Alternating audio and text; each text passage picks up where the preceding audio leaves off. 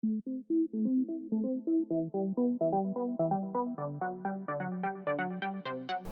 guys, it's Jami Ray with Cooking with Jami Ray. It's my very first YouTube video, yay! I'm going to be showing you guys how to make biscuits and gravy. It's one of my family's favorites. It's a great way to feed a large group, and it's something that if you haven't ever made biscuits before, it's kind of easier to watch than read. So I'm going to be doing one video a week now that I've started my cooking channel, maybe two if I can fit it in, and then I also have a blog with all my written recipes, so click the link below for my blog. I'm going to also have this recipe down below and in my blog. So it's really simple, basic ingredients that you'll have on hand, and it's super delicious. Alright, so to get started, we're going to start with 2 cups of flour. It's just all-purpose flour. I didn't pre-sift it, but I'll whisk everything together. And then I've got a tablespoon of baking powder. It's important that your baking powder is fresh. If it's not, then your biscuits won't rise. A half a teaspoon salt. And that's our dry ingredients. So I'm going to go ahead and whisk those together. Once those are mixed, then you're going to cut in your shortening. I've got a 1/4 cup of shortening here. And don't worry if you don't get all this, it'll be written below. And then I'm going to be cutting it in. So I'm using a pastry cutter, and if you don't have a pastry cutter, you can use a fork and a knife, which is what I did for a lot of years. You just want to get it well incorporated to where it's just little pebbles of shortening and not any big clumps. So if you don't have a pastry cutter, like I said, you can use a fork and a knife, and you can just go through it like this, and that cuts in the shortening into your flour mixture. I did it for a long time and it works really good, so just a little tip there in case you don't have a pastry blender. Okay, pastry cutter. So the next thing I'm going to do is add 3/4 cup of milk. This is actually heavy cream. We are all out of milk except for non-fat, and I will not bake with non-fat milk because that's gross. So you can either use whole milk, 2%, or in my case, heavy cream. So you're just going to take your fork and blend this all together to make a dough. Once it starts to come together, you don't want to mix it any more than that because it will make it tough and you'll activate those glutens. It's kind of a shaggy dough, so don't be surprised if it's a little falling apart. You'll pull it all together here in a minute. So once you get your dough to a point where it's pulling together, you're just going to take your hands and you're going to come down and just form it into kind of like a dough ball. And then you're ready to pour it out onto your mat. So I'm just going to take some flour, and this is my Silpat. You could use your counter too if you want to, but I have this Silpat handy, so I'm using it. And then you're going to dump your dough out onto this floured surface. And it's still going to kind of fall apart, and then you just use your hands to make a disc out of it. And I like to take the side of my hand and go like this. And it just kind of pushes together those creases. I don't know that that's like the official way to do it, but that's the way I've done it for years, so it works pretty good. Once you get it to this point, then you're going to roll out your dough. Just put a little more flour on the top, a little flour on your pin. I like to use this kind of rolling pin, but whatever you have on hand is just fine. And then you're going to want to make it nice and even, about, I don't know, 1/2 inch or whatever, however thick you like your biscuits. So now that I've got that together, I'm going to use my biscuit cutter. If you don't have a biscuit cutter, you could use a can or a juice glass, and that works just fine. I think I bought this at like a vintage store. Biscuit cutters aren't super popular anymore, so you might have to go to a kitchen store or a thrift store to find them. So I'm going to cut out as many as I can, and then I work my dough one more time, and then whatever scraps I have left over, I do not recut those.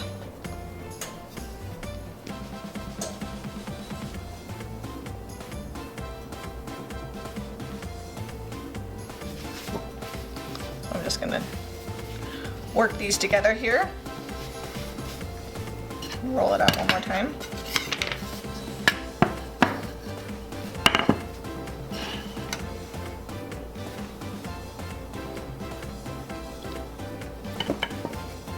made it a weird shape there, so I'm just gonna kind of put it together like that. See if I can get 2 more biscuits out of this. Ready? So I'm just putting my biscuits on my Silpat in my cookie sheet. And if you don't have a Silpat, or this is not even a real one, this one's from Costco, but if you don't have one of these mats, you can just spray it with cooking spray and that will work just fine. So once you get those on there, you can butter the tops. That makes them nice and golden brown and tasty. This is about 4 tablespoons of melted butter. You don't have to butter them if you don't want to, but I feel like they don't taste as good, so that's what I do. Okay, now those are all done. I'm gonna bake these in the oven for 10 to 15 minutes until they're nice and golden brown. All right guys, we are ready to start our gravy. We have our cast iron skillet here on medium heat. It's nice and hot, and I'm just browning up my sausage, just about a pound of sausage. It's just mild breakfast. You can use spicy if you need a little more spice in your life.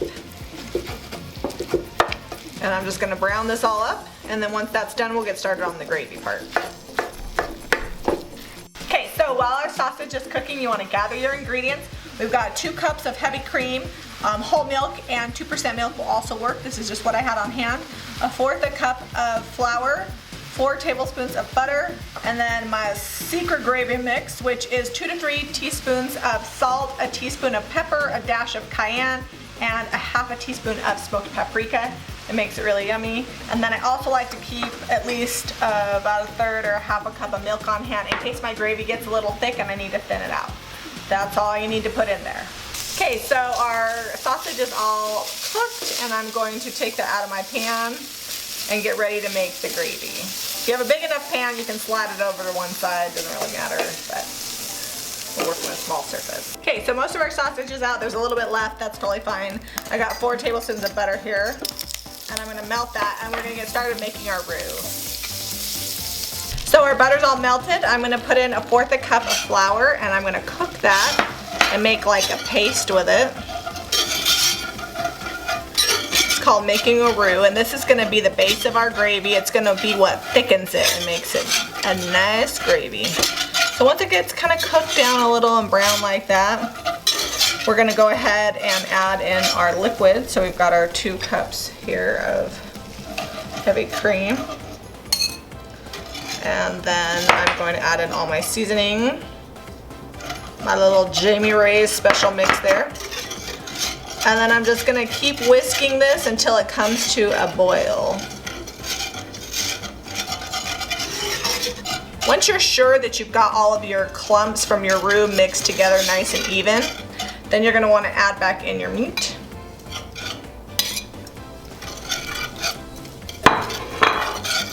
This is actually a little thick because of the cream, so I'm gonna go ahead and add in my 1/4 cup of non-fat milk to kind of thin it out a little. If you're using whole milk or 2%, you wouldn't need to do that. So I'm just gonna keep stirring until it comes to a boil. Okay guys, you can see it's starting to bubble a little bit, so you're gonna wanna keep stirring it. And once it starts bubbling, you're gonna go another 30 seconds to a minute. You don't want it to be thick, because once you take it off the heat, it'll continue to thicken, and if you take it too far, it's gonna be lumpy and gross. So another 30 seconds or so, and it starts to come together and it looks great. So I'm gonna leave it at that, and we're gonna pour this over our biscuits. Okay, so I'm gonna open up my biscuits here. They're nice and crumbly. You can see that there's good air pockets in there. That means they rose, they'll be nice and fluffy. And I'm gonna pour on my gravy. Perfect. Now I'm gonna give myself a little taste, see how it tastes. I'm gonna take a bite.